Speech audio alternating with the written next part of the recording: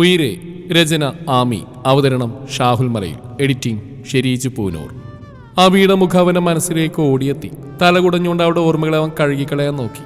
പക്ഷേ അവൾ അവൻ്റെ ശ്വാസമല്ലേ, എങ്ങനെ കഴിയും അതിന്?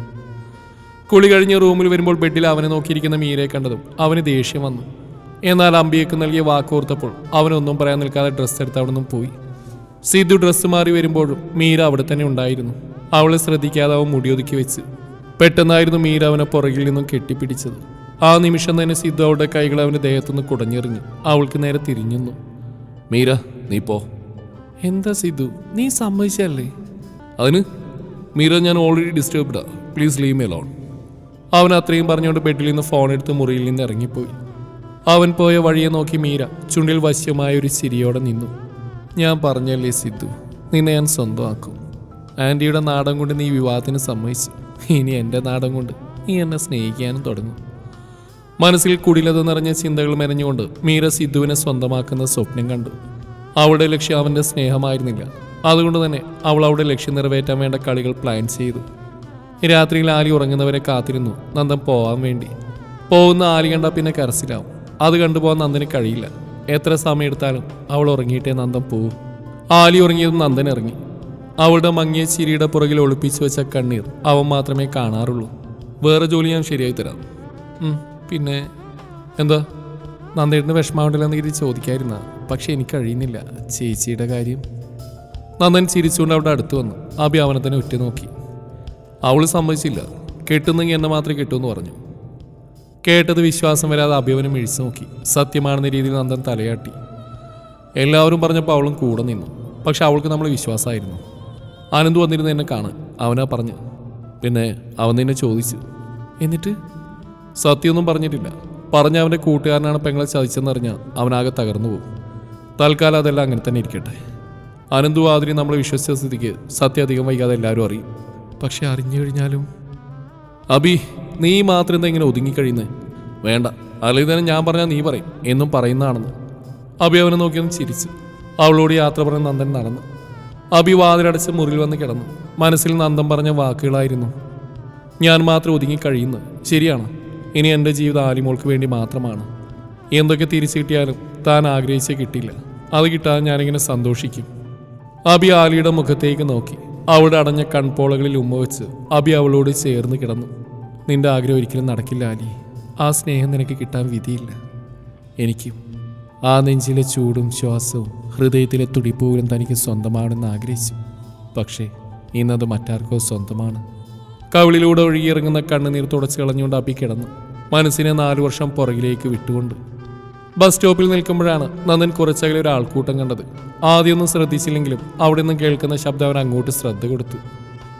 ആരൊക്കെയോ വഴക്കുണ്ടാക്കിയായിരുന്നു. എന്നാൽ ആ കൂട്ടത്തിൽ ഒരാളെ കണ്ടതും നന്ദൻ്റെ കാലുകൾ അങ്ങോട്ട് ചലിച്ചു. അവൻ അങ്ങോട്ട് ഓടിപ്പോയി ആളുകളെ മാറ്റി നിർത്തി. സിദ്ധു ആരെയോ തല്ലുകയായിരുന്നു. അടികൊണ്ട് ആൾ അവശനായി മാറിയിരുന്നു. പക്ഷേ സിദ്ധു അപ്പോഴും അടി നിർത്തിയില്ല. ഒട്ടും ആലോചിക്കാൻ നന്ദൻ അവനെ പിടിച്ച് മാറ്റി നിർത്തി. സിദ്ധു മദ്യപിച്ചിട്ടുണ്ട് നന്ദന് മനസ്സിലായി. തൻ്റെ കയ്യിൽ പിടിച്ച ആളെ തല്ലാൻ വേണ്ടി സിദ്ധു കൈപ്പൊക്കിയതും നന്ദനെ കണ്ട് അവൻ കൈ താഴ്ത്തി. നന്ദൻ അയാളെ പറഞ്ഞു വിട്ടു. കൂടി നിന്നവരോടെല്ലാം ക്ഷമ പറഞ്ഞു നന്ദൻ. സിദ്ധുവിനെ കോ ഡ്രൈവിംഗ് സീറ്റിലിരുത്തി അവൻ്റെ കാറിൽ കയറി ഡ്രൈവ് ചെയ്തു. അത്രയും സമയമെല്ലാം നന്ദൻ്റെ പ്രവൃത്തികൾ നോക്കിയിരിക്കുകയായിരുന്നു സിദ്ധു. നന്ദനോട് അവന് ദേഷ്യമുണ്ടായിരുന്നു. പക്ഷേ നന്ദൻ എന്തിനെങ്ങനെയെല്ലാം ചെയ്യുന്നത് അവൻ അറിയില്ല. മാത്രമല്ല മദ്യം കഴിച്ചതിൻ്റെ ക്ഷീണവും കുഴച്ചിലും അവനിൽ നല്ലോണം ഉണ്ടായിരുന്നു. താനെങ്ങോട്ടേക്ക് പോകുന്നത്? നീ എങ്ങോട്ടാ പോയിരുന്നേ? അത് നീ എന്തിനാണ് അറിയുന്നത്? ഇറങ്ങണ എൻ്റെ വണ്ടിയിൽ നിന്ന്. Get lost. എനിക്ക് നിൻ്റെ വണ്ടിയൊന്നും വേണ്ട. നിന്നോടൊരു ചെറിയ കണക്ക് വീട്ടാനുണ്ട്. അത് വീട്ടിയിട്ട് പോയിക്കോളാം. കൊല്ലാനാണെങ്കിൽ ഒറ്റയടിക്ക് വന്നേക്കണം. തുള്ളി ജീവനെങ്കിലും ബാക്കി വെച്ചാ ഞാൻ തിരിച്ചു വരും. എന്നിട്ട് എന്താടാ ഒരു പെണ്ണിന് വാക്കുകൊടുത്തിട്ട് തിരിച്ചു വരാതിരുന്നേ? നന്ദൻ അങ്ങനെ പറഞ്ഞ് സിദ്ധു അവനെ തുറിച്ചു നോക്കി. അബിക്ക് വേണ്ടി വന്നാണ് നന്ദനെന്ന് സിദ്ധുവിന് മനസ്സിലായി. ഭാര്യയുടെ കാമുകനോടുള്ള ദേഷ്യം തീർക്കാനായിരിക്കും തന്നെ കൊണ്ടുപോകുന്നെന്ന് അവന് തോന്നി. എന്തും നേരിടാൻ തയ്യാറായി തന്നെ സിദ്ധു ഇരുന്നു. എന്തേ നിന്റെ ഉത്തരം മുട്ടിപ്പോയോ? ഒരു പെണ്ണിനെ പറഞ്ഞു പറ്റിച്ച് അവളുടെ ശരീരവും സ്വന്താക്കി രാത്രിക്ക് രാത്രി നീ നാട് വിട്ടില്ലേ? പിന്നെ അവളെ കുറിച്ച് അന്വേഷിച്ചോ നീ? ഇപ്പൊ വീണ്ടും അവളെ കണ്ടപ്പോൾ നിനക്ക് പഴയ പോലെ സ്നേഹം തോന്നിയോ? അതോ ഒരിക്കൽ കിട്ടിയ പോലെ പറഞ്ഞു മയക്കി നിന്റെ റൂമിൽ എത്തിക്കാനാണോ? നന്ദൻ പറഞ്ഞു നിർത്തിയ സിദ്ധുവിന്റെ ഞരമ്പുകൾ വലിഞ്ഞു മുറുകി. ആ നിമിഷം ഒന്നും ആലോചിക്കാതെ സിദ്ധു നന്ദനെ ഷർട്ടിൽ കുത്തിപ്പിടിച്ചു. നന്ദന് കാറിന്റെ ബാലൻസ് നഷ്ടമായി. അവൻ വേഗം സൈഡിലേക്ക് നിർത്തി. എൻ്റെ പ്രണയത്തെ വില കുറച്ച് കണ്ടാലുണ്ടല്ലോ എൻ്റെ ആമി. അവളെ നീ പ്രണയിച്ചിട്ടില്ല സിദ്ധാർത്ഥ്. ഉണ്ടായിരുന്നെങ്കിൽ ഒരു സങ്കടക്കടലിൽ തള്ളി നീ പോയില്ലായിരുന്നു. ആ പാവ എത്ര അനുഭവിച്ചു എന്നറിയും നിനക്ക്. അതും 17 വയസ്സിൽ. നീ ഒന്ന് ഓർത്തു നോക്ക്. സിദ്ധു നന്ദനിൽ നിന്നും പിടിവിട്ട് കാറിൽ നിന്ന് ഇറങ്ങി. നന്ദൻ അവൻ്റെ കൂടെ ഇറങ്ങി. നന്ദൻ്റെ വാക്കുകളും പെരുമാറ്റവും എല്ലാം സിദ്ധുവിൽ സംശയമുണ്ടാക്കി. നന്ദൻ അബിയുടെ ആരാണെന്ന സംശയം അവനിൽ ഉടലെടുത്തു. നന്ദൻ്റെ മനസ്സിലും അതേ സംഘർഷമായിരുന്നു. സിദ്ധു അവൻ എന്തൊക്കെയോ പറയാനുണ്ടെന്ന് നന്ദന് തോന്നി. സിദ്ധു നന്ദൻ്റെ അടുത്ത് വന്നു നിന്നു. ഞാൻ അവളെ തനിച്ചാക്കി വന്നതല്ല. ജീവിതത്തിൽ മരണം വരെ തനിച്ചാക്കില്ലെന്ന് ഉറപ്പോടെ തന്നെയാണ് അവൾക്ക് ഞാൻ എൻ്റെ പ്രണയം നൽകിയത്. പക്ഷേ സാറില്ല, ഇനി അതിന് പ്രസക്തിയില്ലല്ലോ. അവൾക്ക് മാത്രം നഷ്ടങ്ങൾ സംഭവിച്ചു, നിങ്ങൾക്കെല്ലാം കിട്ടി. എൻ്റെ നഷ്ടങ്ങളിൽ ഏറ്റവും വലുത് എൻ്റെ ആമിയാണ്. അവൾക്ക് പകരം എൻ്റെ ജീവിതത്തിൽ മറ്റൊന്നില്ല, ഇനി ഉണ്ടാവാനും പോകുന്നില്ല. അവളെ ജീവിക്കാൻ വിട്ടേക്ക്. നിങ്ങൾക്ക് മറ്റൊരു കുടുംബമുണ്ട്, അവരോടെങ്കിലും ആത്മാർത്ഥ കാണിക്കുക. നന്ദൻ അങ്ങനെ പറഞ്ഞ സിദ്ധു മനസ്സിലാകാത്ത പോലെ നന്ദനെ നോക്കി. ആമിയല്ലാതെ മറ്റൊരു പെണ്ണ് എൻ്റെ ജീവിതത്തിലില്ല. ഇന്നും ഞാൻ കാത്തിരിക്കുന്ന അവൾക്ക് വേണ്ടി മാത്രമാണ്. പക്ഷേ അവളിൽ നിന്ന് നിങ്ങളുടെ സ്വന്തമായി. വളരെ വൈകിയ ഞാനത് മനസ്സിലാക്കിയത്. സിദ്ധു പറയുന്ന കേട്ട് നന്ദൻ തറഞ്ഞു നിന്നു. സിദ്ധു വിവാഹം കഴിച്ചില്ലെന്ന് അറിഞ്ഞതും നന്ദൻ്റെ ഹൃദയം സന്തോഷം കൊണ്ട് നിറഞ്ഞു. എന്നാൽ അവൻ അഭിയെ തെറ്റിദ്ധരിച്ചിരിക്കുന്ന അറിഞ്ഞതും അവൻ ഞെട്ടി. തങ്ങളെ അവൻ ആ രീതിയിലാണ് കണ്ടിരിക്കുന്നത് നന്ദന് മനസ്സിലായി. സിദ്ധാർത്ഥ്, അപ്പോൾ വിവാഹം കഴിയില്ലെനിക്ക്. അവളുടെ സ്ഥാനത്ത് മറ്റൊരാളെ എനിക്ക് കഴിയില്ല. അവൻ കുഴഞ്ഞ വാക്കുകൾ കൊണ്ട് പറയുമ്പോൾ നന്ദനിൽ സന്തോഷം അരതല്ലുകയായിരുന്നു. അവൻ സിദ്ധുവിനെ കെട്ടിപ്പിടിച്ചു. പെട്ടെന്ന് നന്ദനെ ചെയ്തപ്പോൾ സിദ്ധു ഞെട്ടി. എന്താ സംഭവിക്കുന്നതെന്നറിയാതെ അവൻ നിന്നു. എൻ്റെ അഭി കാത്തിരിക്കുന്നത് ഈ ഒരു നിമിഷത്തിന് വേണ്ടിയായിരുന്നു സിദ്ധാർത്ഥ്. അവളുടെ 4 വർഷത്തെ കാത്തിരിപ്പാണിത്. നന്ദൻ പറയുന്നത് മനസ്സിലാവാതെ സിദ്ധു അവനെ ദേഹത്തുനിന്ന് മാറ്റി നിർത്തി സിദ്ധുവിനെ നോക്കി. അവന് മുന്നിൽ എല്ലാം പറയാൻ തന്നെ നന്ദൻ തീരുമാനിച്ചു. നന്ദൻ്റെ മനസ്സിൽ അന്നേരം ആര്യമോളുടെ മുഖമായിരുന്നു. അവിടെ അച്ഛയെ കൊടുക്കുന്ന ആ മുഹൂർത്തം നന്ദൻ സ്വപ്നം കണ്ടു. സിദ്ധാർത്ഥ്, എനിക്ക് നിന്നോട് സംസാരിക്കണം. നന്ദൻ ഡ്രൈവിംഗ് സീറ്റിൽ കയറിയിരുന്നു. സിദ്ധു മറുസൈഡിലെ സീറ്റിലും. യാത്രയിൽ ഒന്നും തന്നെ നന്ദൻ മിണ്ടിയില്ല. എന്നാൽ സിദ്ധുവിൻ്റെ മനസ്സിൽ ഒരുപാട് ചോദ്യങ്ങൾ ഉയർന്നു. സ്വന്തം ഭാര്യയുടെ കാമുകനോട് ഇങ്ങനെയൊക്കെ ആരെങ്കിലും പെരുമാറുമോ എന്നൊക്കെ ഓർത്തവനിരുന്നു. ഇനി നന്ദൻ അബിയുടെ ഭർത്താവ് അല്ലെങ്കിൽ ആ കുട്ടി അതാരുടെയായിരിക്കും? സംഘർഷം നിറഞ്ഞ മനസ്സോടെ സിദ്ധു ഇരിക്കുമ്പോൾ നന്ദൻ്റെ മനസ്സ് ശാന്തമായിരുന്നു. സിദ്ധു നല്ലവണ്ണം മദ്യം കഴിച്ചിരുന്നെന്ന് നന്ദന് മനസ്സിലായി. ഈ അവസ്ഥയിൽ അവനോടെല്ലാം പറഞ്ഞാൽ അവൻ ഉൾക്കൊള്ളുമോ എന്നും അവൻ്റെ പ്രതികരണം എങ്ങനെയായിരിക്കുമെന്നൊക്കെ നന്ദൻ ഊഹിച്ചു. പെട്ടെന്ന് എല്ലാം പറഞ്ഞു കഴിഞ്ഞാൽ സിദ്ധു നേരെ അബിയെ കാണാൻ പോയാൽ ഈ അവസ്ഥയിൽ അബി സിദ്ധുവിനെ കണ്ടാലും പ്രശ്നമാവും. നന്ദൻ മനസ്സിൽ ഓരോന്ന് കണക്കൂട്ടിക്കൊണ്ടിരുന്നു. സിദ്ധു സീറ്റിൽ ചാരിയിരുന്ന് ഉറങ്ങിയിരുന്നു. അവസാനം നന്ദൻ ആ തീരുമാനമെടുത്തു. നഗരത്തിലെ ഒരു ഹോട്ടൽ മുറിയെടുത്ത് നന്ദൻ സിദ്ധുവിൻ്റെ തോളിൽ പിടിച്ച് അകത്ത് കയറി. സിദ്ധു അത്രയും ക്ഷീണിച്ചു പോയിരുന്നു. അവിടെയുള്ള ഒരാളും കൂടെ പിടിച്ച് സഹായിച്ച് സിദ്ധുവിനെ മുറിയിലെ ബെഡിൽ കൊണ്ടുപോയി കിടത്തി. നന്ദൻ അയാളോട് നന്ദി പറഞ്ഞു. നന്ദൻ മുറിയിലെത്തി ഫ്രഷായി. അവൻ സിദ്ധുവിനെ നോക്കി ഫോണെടുത്ത് അബിയുടെ നമ്പർ ഡയൽ ചെയ്തു. ആ സമയം നന്ദൻ്റെ ചുണ്ടിലൊരു പുഞ്ചിരി നിറഞ്ഞിരുന്നു. ആദ്യം അടിച്ചു കെട്ടായി 2ാമത്തെ റിങ്ങിലാണ് കോൾ അബി എടുത്തത്. എന്താ എന്തേട്ടാ, എവിടെ എത്തി? ആ മോളെ, കിടന്നില്ലേ? ആ, ഞാൻ ഉറങ്ങിയിരുന്നു. പിന്നെ ഞാൻ പോയിട്ടില്ല, എൻ്റെ കൂട്ടുകാരൻ്റെ കൂടെയാ. ആണോ? അപ്പം അവിടെയാണ് രാത്രി നിൽക്കുന്നത്? ആ, ഞാൻ രാവിലെ വരാം. പിന്നെ എന്താ ഏട്ടാ? ആലി അവളോട് നന്ദിച്ചിട്ട് സമ്മാനം കൊണ്ടുവരുന്നുണ്ടെന്ന് പറഞ്ഞേക്ക്. എന്ത് സമ്മാനം? നീ പേടിക്കണ്ട അബി. നീ കരഞ്ഞു തീർത്ത് ജീവിതത്തിനൊരു അർത്ഥം കാണാൻ പോകുന്നെന്ന് തോന്നുന്നു. എല്ലാം നേരിട്ട് വന്നിട്ട് പറയാം. നന്ദൻ കൂടുതലൊന്നും പറയാൻ നിൽക്കാതെ വേഗം ഫോൺ കട്ടാക്കി. സിദ്ധു കിടക്കുന്ന നോക്കി അവൻ ചെയറിലിരുന്നു. നന്ദൻ പറഞ്ഞ സമ്മാനത്തെക്കുറിച്ച് ആലോചിക്കുകയായിരുന്നു അബി. നന്ദൻ എന്തായിരിക്കും ഉദ്ദേശിച്ചെന്ന് അവൾക്ക് മനസ്സിലായില്ല. സിദ്ധുവിൻ്റെ കാര്യമാവില്ലെന്ന് അവൾ ഊഹിച്ചു. എങ്കിലും ആലിക്ക് വേണ്ടി നന്ദൻ അത് ചെയ്യാനും മടിക്കില്ല.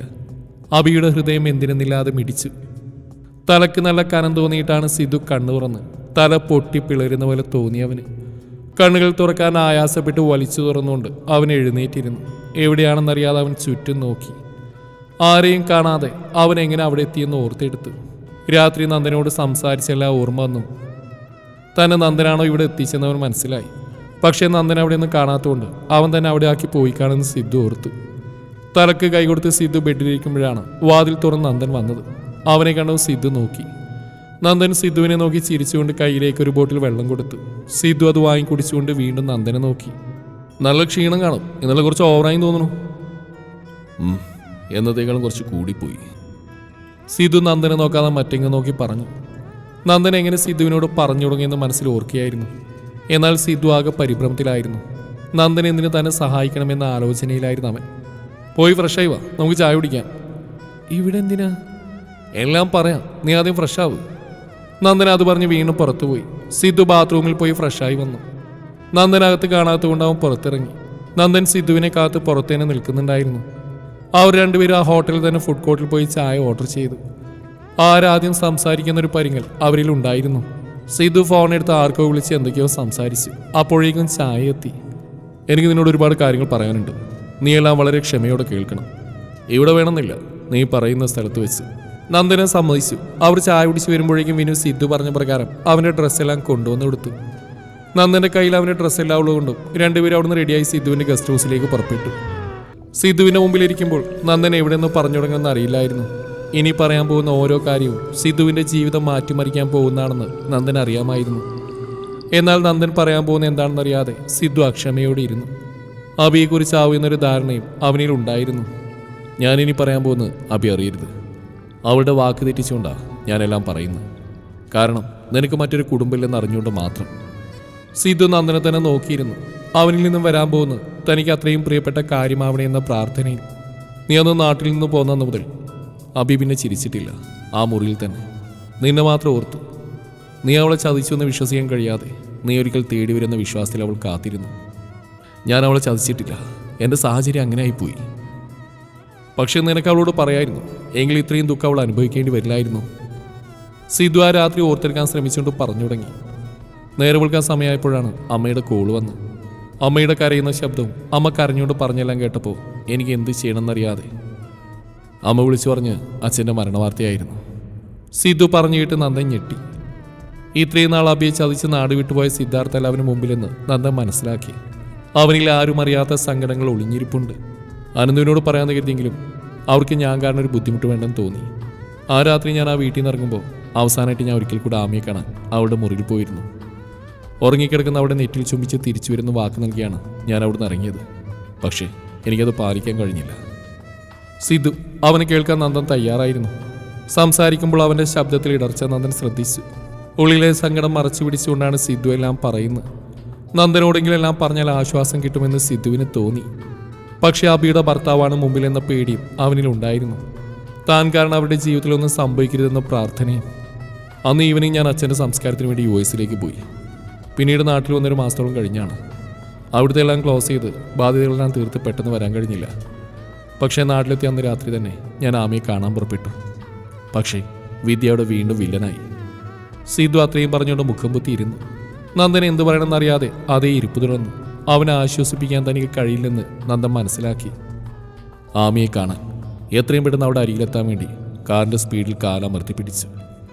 അവളുടെ ഓർമ്മകളിൽ മനസ്സ് മുഴുകിയപ്പോൾ എതിരെ വരുന്ന ലോറി ഞാൻ കണ്ടില്ല.